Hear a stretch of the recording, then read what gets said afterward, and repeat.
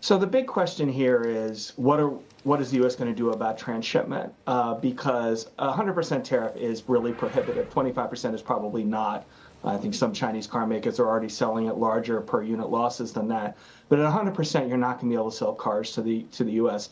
if the U.S. also bars transshipment. In other words, we've heard a lot of attention paid to China getting ready to produce in Mexico. They're not producing a lot in Mexico now, but at a 100% tariff, they would produce in Mexico if allowed.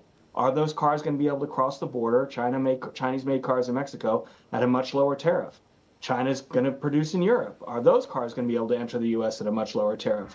So if there's transshipment barriers, then you're going to get a very serious Chinese response. Then the U.S. is basically saying, this industry you poured money into, you're not going to be able to sell anything into the United States. Without the transshipment barriers, the Chinese will complain, but they won't do anything. That's the key thing to watch for when these are announced, because it's going to tell us what the Chinese response is. So that's the back door, isn't it? Senate Banking Committee Chairman Sherrod Brown wants the Biden administration to ban Chinese EVs outright. That will effectively ensure there's no access through the back door through Mexico. Is it going to go that far, Derek? I don't think it's going to go that far at the beginning. As I said, it's May of an election year, and this could have been done a long time ago. The U.S. doesn't import Chinese EVs, as you mentioned at the outset, yet. So the timing of this does not look like we have a sudden economic need or the Biden administration wants to put its stamp on tariffs. The timing looks like we're going to, as you said, outdo Trump. And that's going to be about 100% is bigger than anything you did. And it's not necessarily going to be about a ban or transshipment limits at the outset. So I don't think Senator Brown's going to get what he wants right away, and I don't think we're going to have an intense Chinese reaction right away. But of course, this opens the door to all these things happening, later this year.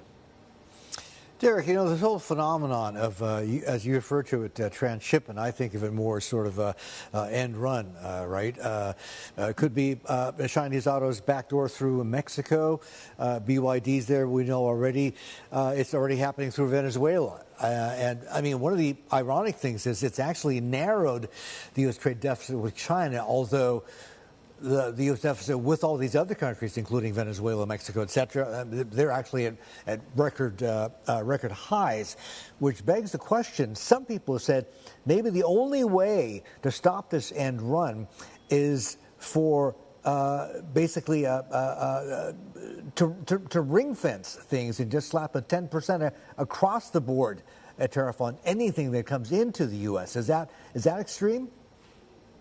I do think it's extreme. I also don't think it would work. The Chinese can over-subsidize and overproduce any 10% tariff. So all you're doing is punishing everybody else. You're not stopping China's end run or transshipment or foreign investment in other countries to sell to the U.S. with a 10% tariff. All you're doing is hitting everybody else who sells closer to market prices. So I do think that would be a harmful to global trade, obviously, and it wouldn't get the job done on China. If you want to stop Chinese goods, the thing to do, as we discussed, is just say it doesn't matter where they're made.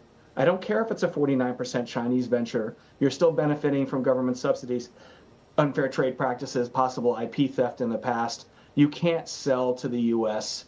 or you face 100% tariff, whichever you want to go, quantitative or price restrictions, even if you make them in Germany or in a U.S. FTA partner. That would be a much smarter, more targeted, more effective move than a 10% across-the-board tariff.